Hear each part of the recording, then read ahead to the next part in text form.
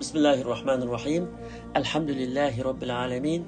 Vessalatu vesselamu ala eşrefil murselin. Seyyidina Muhammed ve ala alihi ve ashabihi ecmaîn. Hürmetli qarindoshlar, bugün Allah Taala'nın El-Alim degan ismini o'rganamiz. El-Alim Allah Taala'nın güzel isimlerinden biri. Bu onun hamma narsini, şeylarning oshkora ve yoshirun hamma taraflarini, o'tmish, hozir ve kelajakka oid ishlarning hammasini to'liq ve mukammal biladiganligini ifodalaydi. Qur'on Karimda Al-Alim degan so'z 157 o'rinda kelgan.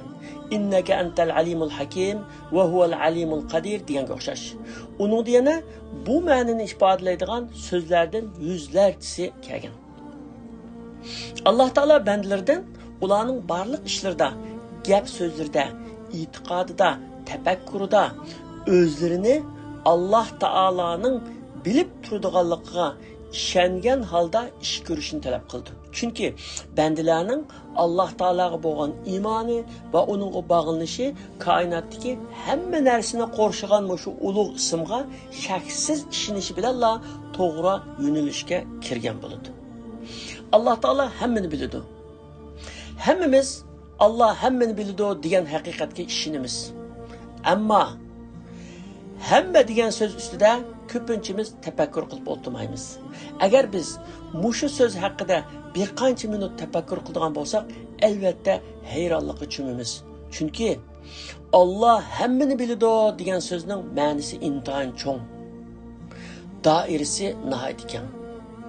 Masalan, birer odamning ismini misol qilaylik. U ism mayli Abduqodir Domollam bo'lsin. Allah Taala Abduqodir Domollam deb atiladigan bir bandasining 1862-yili otishda tug'ilganligidan boshlab uning Qashqarda, andin Buxoroda ilm tahsil qildiganligi, jaholat pirilariga qarshi keskin kurash qildiganligi, oxiri bir xoinning qo'li bilan shahid bo'ldiganligiga qadar barliq hayot musofasini, bütün hayatı ichida qancha million qatim nafas elib beradiganligi, quliqiga necha million so'zning kiradiganligi, ig'zidan necha million so'zning chiqadiganligi, qancha million qadam yo'l mangadiganligi, qancha qatim og'rib, qancha qatim saqiydiganligi, kim bilan turmush quradiganligi, qancha farzandi bo'ldiganligi, qancha ming qatim xo'shal bo'lib, qancha ming qatim g'amkin bo'ldiganligi qatorliq beshidan o'tkazadigan hamma ishni otamiz Odam alayhissalomning yaratilishidan burunqi tuproq holatidagi vaqtida oldin bilatdi. Ya'ni Alloh taolo bütün bandalarining ishlarini ularni yaratishdan burun bilatdi. Allah Taala Abduqodir Domollamni yipidan yingnisigacha tafsili ve iniq bilgandek hamma bandalarini ve kainotdagi hamma narsani, bütün şeylarni oshundoq tafsili ve iniq biladi. Çünkü o hammani bilguchi yegona zotdir. Allah Taala'nın bilishi konkretdir. Büyük baraqsan o'rmonliqqa kirganingizda daraxtlardan to'kilgan ve to'kilayotgan yaproqlarning haddi hisobsiz ekanligini ko'rasiz. Milyonlarca yaprak to'kilib turadi. İnsanlarning ularni sanab bo'lishi mumkin emas. Ama Allah Taala to'kilgan yaproqlarning sonini elib turadi ve her birini iniq biladi. Ve ma tasqutu min waraqatin illa ya'lamuha. To'kilgan yupurmoqdan Allah bilmaydigan birimi yo'q. Said ibn Musayyab radiyallahu anhu mundaq degan: birov kechida o'rmonliqda turadi, qattiq bo'ron chiqib ketdi ve o'rmonliqdagi dal daraxtlarning yaproqlari to'kilishga boshladi. Shu vaqtning o'zida heliqi odam o'z ichida tushayotgan mushu yaproqlarni Alloh taolo bilib bo'larmi deb o'yladi-da, yiroq chetdan ala ya'lamu man xalaq va huval latiful xabir.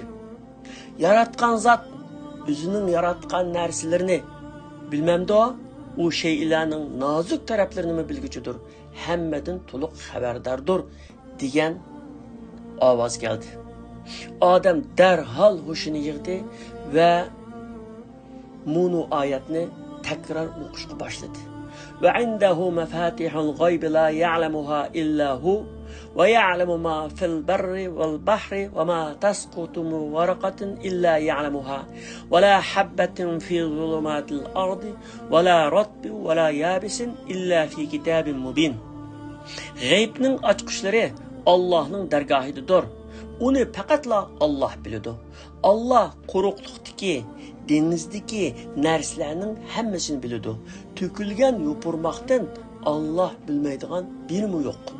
Mayli qorong'u yer ostidagi biror tal uruq bo'lsin, mayli ho'l yoki quruq narsalar bo'lsin, hammasi lavhul mahfuzda aniq yozilgandir. Allohning bilishi mukammaldir. Bir ulamo o'quvchilardan biriga ta'lim berib mundaq degan ekan. O'g'lim, ava ketib borgan avtomobil bo'ldiki, odamning kimligini bilamsan? Albatta bilmaysan. Chunki sen uni tunimaysan. Ammo Alloh taolo u odamni tunuydi. Uning ismini, jismini, qachon tug'ilganligini, qachon o'ladiganligini, nima ish qildiganligini, ota-onasini, oilasini, farzandlarini to'liq biladi. Yana u odamning nimani yoqtiradigan va nimani yomon ko'radiganligini biladi. Shu anda uning nimalarni o'ylayotganligini, qursiqi ochmi yoki to'qmi, yana hamma ahvolini to'liq biladi. Alloh taologa uning hech qanday ishi maxfiy qolmaydi. To'g'ri, Alloh taolo har bir narsani va har bir ishni eng kichik va eng inchka tafsilotlarga qadar to'liq biladi. Unutmangki, siz ibodat qilayotgan Rabbingiz dilingizdagi sirlarni, hatto o'ylaganlaringizni aniq biladigan, sizni davomli kuzatib turadigan zot. Ahvol bunday ekan, o'zingizning Alloh taolaning kuzatishi ostida ekanligingizni qat'iy esdan chiqarmasligingiz lozim. Uning sizni bilib turadiganligiga bo'lgan iymoningiz sizni uningga yaqinlashtiradi va sizni duoga undaydi. Duo bo'lsa eng yuqori martabalik ibodat. Payg'ambar sallallohu alayhi vasallam duo ibodatdir deb ko'rsatgan. Siz har qatim duo qilganingizda sizni ahvolingizni, hojatingizni, dardingizni to'liq va tafsili biladigan zotga yolvorgan bo'lasiz. Bu yolvorish ibodatning jini va uning eng obrazli ifodasidir. Chunki duo eng samimiy va eng ixlosli ibodat. Alloh taolo unutulib ketganlarni unutmaydi. Bir olim İbn Kasirning Al-Bidaya va Nihoya nomli tarix asrini o'qigandan keyinki o'zining hayronligini bayon qilib bunday deydi. Alloma İbn Kasir yozgan tarixda o'tgan qavmlarning kechirmishlari, ba'zi ahvollari, ish izlari va oqibatlari bayon qilingan. Men mazkur asardan bir bob o'qib bo'lib to'xtadim va tafakkurga cho'kib ketdim. Shu qavmlarni ulardan boshqa dunyo yaratilgandan tortib hozirga qadar o'tgan bütün millatlarni va ulardan har bir shaxsning ismini, ota-onasini, tug'ilgan va o'lgan kunlarini, chiroy shaklini, mijoz xulqini, o'tkazgan baxtlik va baxtsiz chog'larini, oila ahvolini, beshidan o'tkazgan qiyinchiliklarini, ko'rgan huzur halovatlarini, sog'liq, kasallik kunlarini, keyincha qandoq bo'lganligini Alloh taolaning aniq va tafsili biladiganligi, hatto biz tiriklarni bilgandek biladiganligi haqida o'ylanib qattiq silkindim, tinim shurkandi. Shaharlarni fath qilish, vatanini qo'g'dash yoki Allohning dinini ustunligi ega qilish yo'lida o'lgan haddi hisobsiz askar, qo'mondon, fidoi qatorliqlarning sonini garchi hech kim bilib bo'lolmasa-mu, Alloh taolo tafsili va aniq biladi va har birining ismini, bütün tarixini, shundaqla qandoq o'lganligini biladi. Demak, tarixchilar qeyd qilishdan ojiz kelgan kichik tafsilotlarni Alloh taolo to'liq va mukammal biladi. Tilka min anba'il g'oybi nuhiha ilayka ma kunta ta'lamuha anta wa la qawmuka min qabl hadha fasbir innal aqibata lil muttaqin. Ey payg'ambar, ana shu qissa biz sana vahiy qilib berayotgan g'ayb xabarlardandir. Sen ve senin kavmin bunundan ilgiri onu bilmeydinlar. Şuna sen kavminin aziyetlerine sabır kılgın, şüphesiz ki yaxşı akıbet takvadarlarga mensuptur, deydi Allah Teala. Allah Teala'nın bilişi çeksizdir. İnsanların biliş dairesi çeklik bolğanlıktan, ular qanchalik köp narsalarni ve işlarni bilip kessin, qanchalik köp o'qigan bo'lsin, bir ilimning chekiga yetolmaydi. Ammo Alloh taolaning bilishi ve onun bilish doirasi cheksiz ve hadsiz bo'lganligi uchun uning bilmaydigini yo'q. Va huwa bi kulli shay'in alim. Allah her narsani bilguchidir degan oyat buni ifodalaydi. Şuna o tarix yüzüdün o'chirilib ketgan, insoniyat tarafidan unutulib ketgan, ish izlari butunlay o'chirilib ketgan, xuddi dunyoga kelib boqmagandek bo'lib ketgan insonlarni, ularning ismlarini, o'tmishlarini, oqibatlarini aniq va tafsili biladi. Adam alayhissalomdan Nuh alayhissalomning zamonigacha kelgan insonlarni, Tufan balasida g'arq bo'lganlarni, Nuh alayhissalomning kemisida qutulib qolganlarni, Qum barxanlari ostida qolgan Eram shahrini, ilahiy jazo bilan butunlay halok qilingan Od va Samud qavmlarini, shundaqla ularning yurt makonlarini faqatla Alloh taolo biladi. Alloh taolo Qur'on Karimda ularning qissalarini aytib bermagan bo'lsa edi, biz ularning xabarlaridan hech narsani bilmagan bo'lardik. Bütün dünya bilmegen bo'ladi.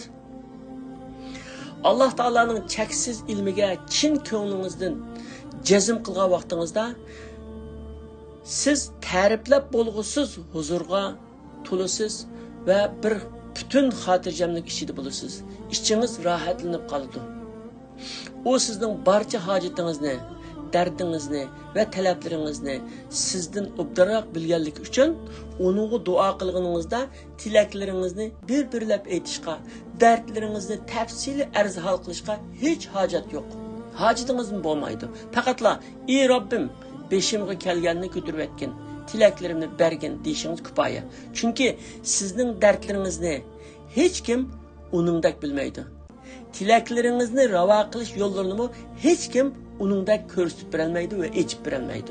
Şuna o ilmi bilen hemmini qorshab turadigan zot.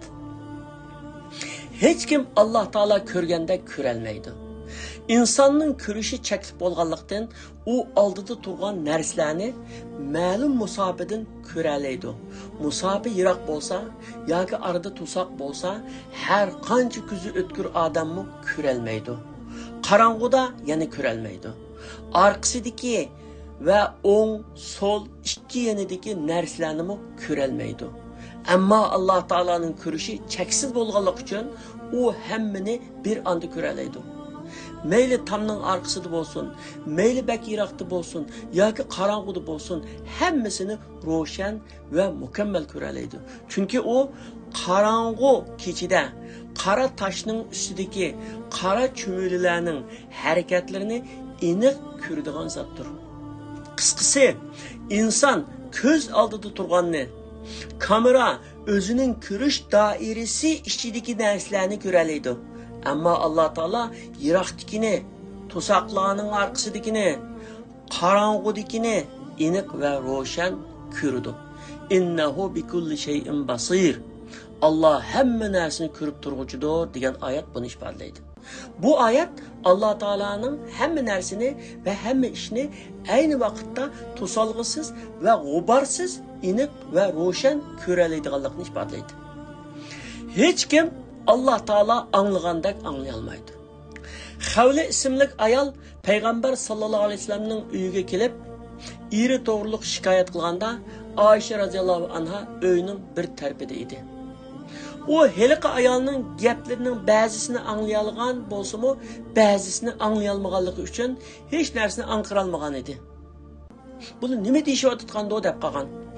Oradan ko'p vaqt o'tmayla Alloh taolo shu oyatni tushirdi. Qad sami'allohu qawlallati tujadiluka fi zawjiha va tashtaki ila Allah wallahu yasma'u tahawurakuma innalloha sami'un basir. Ey payg'ambar, eri to'g'risida sen bilan munozirlashgan va Allohga dardini aytgan ayolning so'zini Alloh haqiqatan angladi. Alloh ikkinglarning so'zlashganinglarni anglab turdi. Chunki Allah hammani anglab turguchidir, hammani ko'rib turguchidir degan oyat shu chaqda nozil bo'ldi. Bu chaqda Oysha roziyallohu anha qattiq taajjub ichida qoldi va o'zining hayronligini qat'iy yushira olmaydi.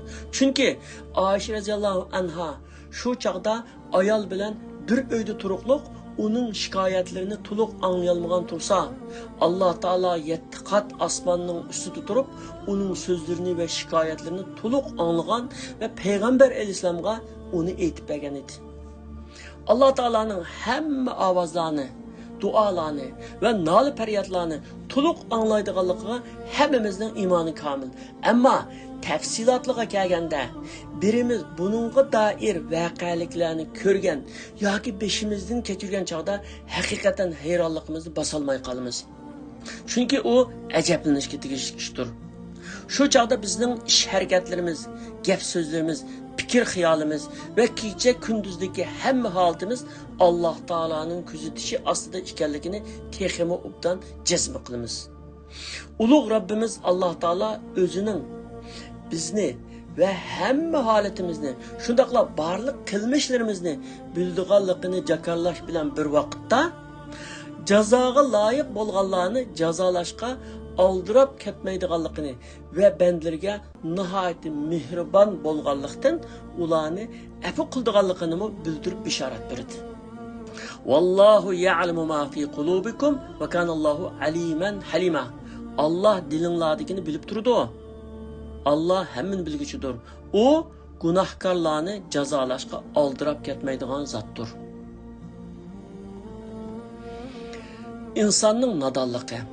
Yuqorida Alloh taolaning ilmining cheksizligi, hammani aniq va tafsili biladiganligi haqida to'xtalgandan keyin bu yerda insonning naqadar johilligi, nadonligi va nurg'un ishlarni bilmaydiganligi haqida to'xtalish munosib.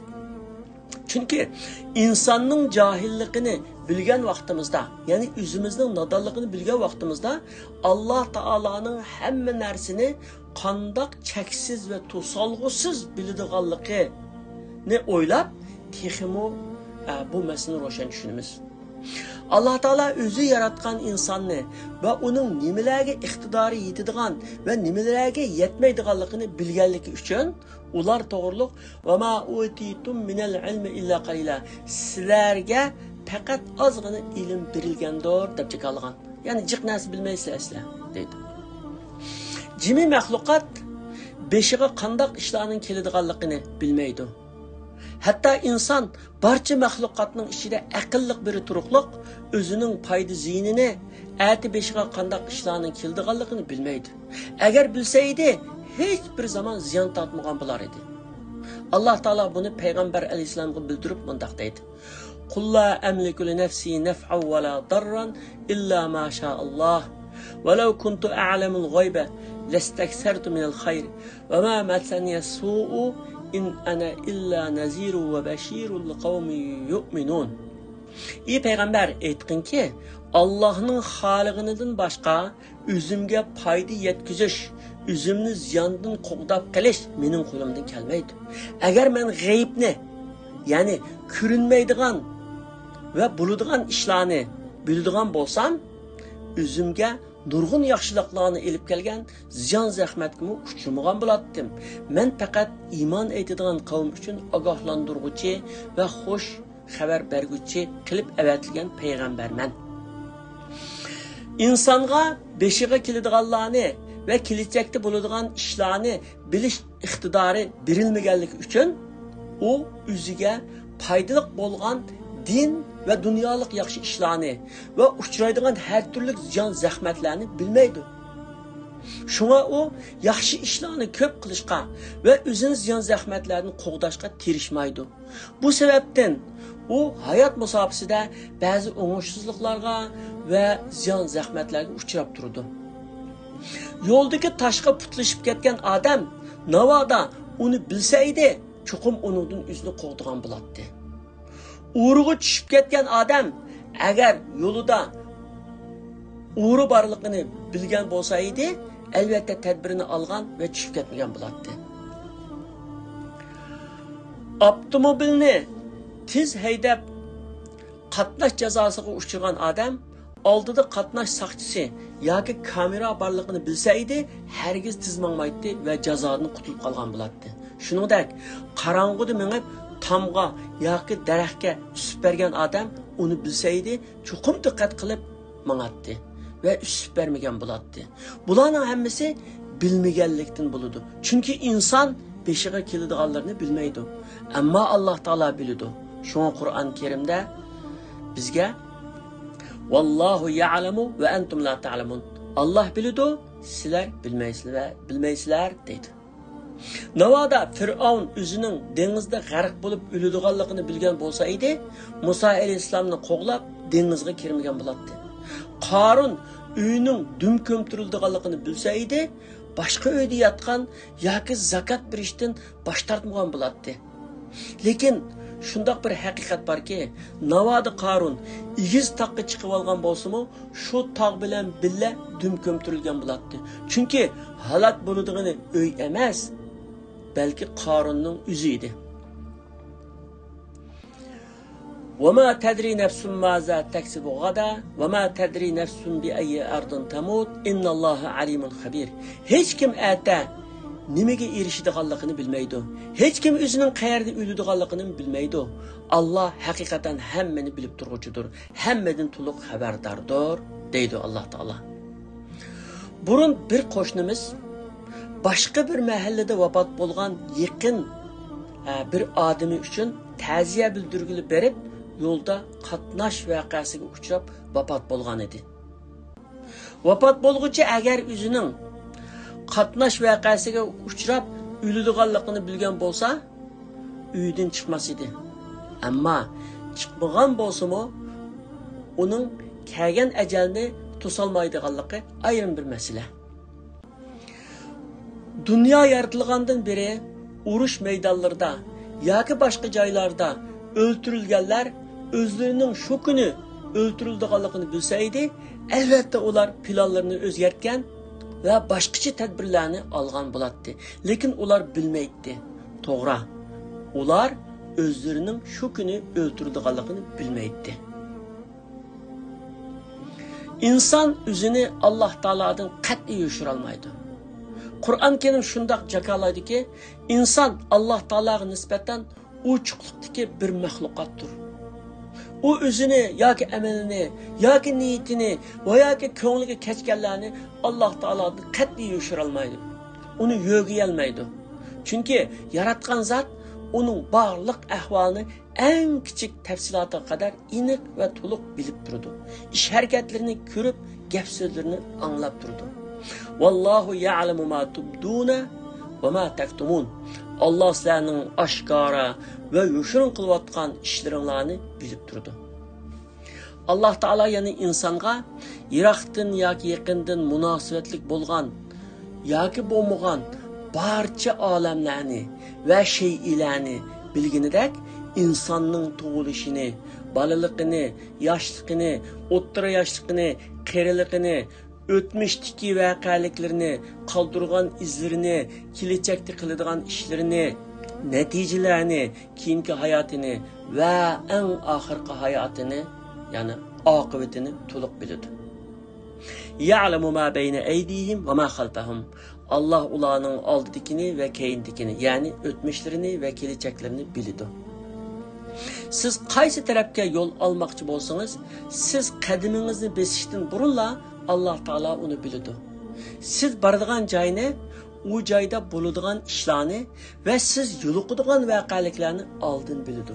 Qisqasi, Allah Taala bo'lgan, bo'layotgan va bo'ladigan ishlarning hammasini biladi. Hatta bo'lmaydigan ishlarni biladi. Siz ko'nglingizdagilәрni ayting yoki ichingizda yoshiring, baribir Alloh taolo biladi. Va in tajhar bil qawli fa innahu ya'lamu sirra va akhfa. Sen oshkora so'zlasangmi yoki yoshirin so'zlasangmi yoki yoshirsangmi, Alloh uchun baribirdir. Chunki Alloh har qanday sirni va uningdan bak maxfiy ishlarni bilib turadi. Mufassirlarning bayon qilishicha, oyatdagi bak maxfiy ishlar degan so'zdan vasvasa ko'zi tutildi. Chunki eng yoshirin narsa sir. Sirdinmi bak yoshirin, sirdinmi bak maxfiy narsa nima? Yana Alloh taolo biladi deydi. U narsa vasvasa. Insonning ko'ngliga bir vasvasa shunda kelib ketadi, kelib ketgandan biladi deydi. Yana odamning ko'ngliga kechgan oz to'la vasvasa nima? Alloh taolo bilib turadi deganlik. Alloh taolo ko'ngilda o'ylagan yoki planlagan ishlarni emas, balki ko'ngilga kelib ketgan narsalarni yana bilib turadi. وَلَقَدْ خَلَقْنَا الْإِنسَانَ وَنَعْلَمُ مَا تُوَسْوِسُ بِهِ نَفْسُهُ وَنَحْنُ أَقْرَبُ إِلَيْهِ مِنْ حَبْلِ الْوَرِيدِ. Biz hakikaten insanı yarattık. Biz onun ko'ngliga keltirganlarini bilamiz. Biz insonga onun can tumurdan mı yakınmız? Bu o'rinda shuni eskartish kerakki, ulug' Rabbimiz Alloh taolaning bandalariga bo'lgan cho'nqur shafqati va tangdoshsiz kuyimchanligi yuzasidan o bandalarini ular ko'ngillariga keltirgan yomonliklar, bo'lmug'ur xiyollar va yomon o'ylar sababli jazolamaydi. Şu yomonliklarni va shu yomon xiyollarni amalga oshirmoqcha ularga gunoh yozilmaydi. Ammo ular ko'ngillariga keltirgan yaxshi o'ylari, xolis niyatlari uchun garchi o'ylaganlarini amalga oshirmagan bo'lsa-mu, savobga erishadi. Mana bu Alloh taolaning kerami. Alloh taolo hammamizni Alloh taolaninki kontrolida, bilishi ostida ekanligimizni unutmay, hayot musofasida ehtiyot bilan qadam elib, mu'minlik holatimizni yashab, mu'minlik holatimizda bu dunyodan ayrılishimizni nasib qilsin. Amin. Vassalamu alaykum va rahmatullohi va barakatuh.